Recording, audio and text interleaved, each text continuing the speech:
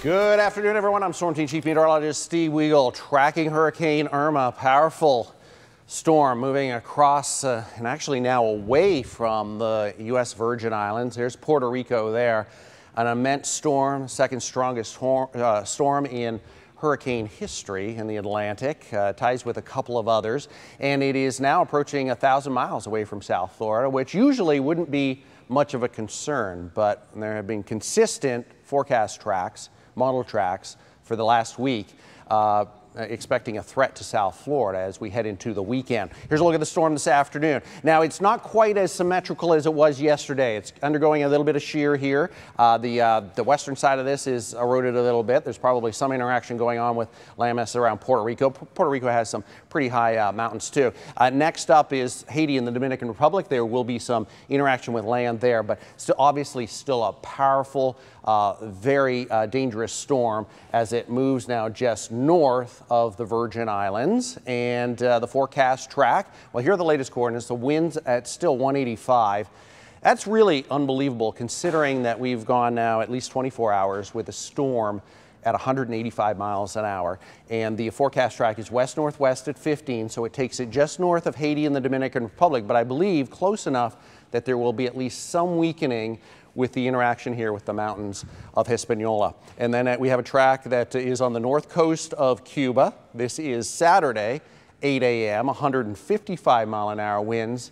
And it seems weird to talk about that being a weakening hurricane, 155 miles an hour. This is a very dangerous storm even at this point, although weaker than what we have right now. And then there's this turn, and the track obviously shifted from what we saw yesterday, and there is the position. This is Monday at 8 a.m. So what are we dealing with here if this verifies? We'll see tropical storm conditions develop on Saturday.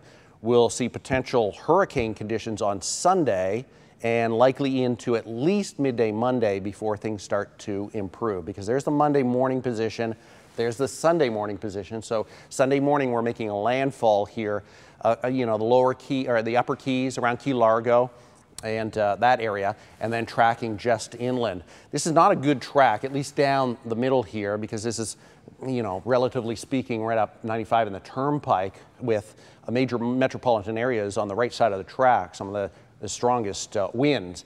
But this is an error cone too, and so we could see a track out here, or we could still see a track off in the Gulf of Mexico. Some of the models, the ensemble models, the European ensemble models have that track.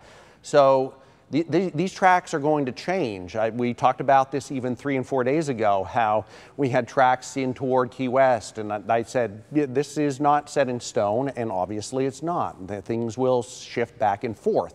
And anyone planning to evacuate and head to the west coast of Florida, it really didn't make sense, because everyone in Florida is pretty much under a threat here as far as the winds, because the tracks will continue to change. We're still 3 and 4 days out from dealing with hurricane force winds. Watches and warnings, here they are, and they've been extended closer to Florida now. Florida is not included, but we have hurricane watches. Here's the legend here. Hurricane watches in effect now. Looks like the middle of the Bahamas, and also back most of Cuba now under a hurricane watch. So hurricane watch means that hurricane conditions can be expected in the next 48 hours. We're next, so at 5 o'clock, do not be surprised if we get under a watch in South Florida. Certainly if not at 5, it'll be at 11 o'clock tonight. Look at how tightly clustered the models are out. This is about 24 hours, but as we get in toward the later part of the forecast track, so there's Sunday, we're talking 9:45, European models in red there, and we also have a lot of the other models and what we call the consensus models, the TVCN, the TCON. Those are some of the best computer models in the world, 5, 6, 7 of them, and they're blended, they're averaged out, and they're also taking a storm very close to the official forecast track and then up the coast after that. This is not the best track for us, obviously, but I will tell you this will more than likely change as we get into tonight and tomorrow as the models shift. But this afternoon, we still have pretty good model consistency here through the next few days. So as the new models come in, we'll see some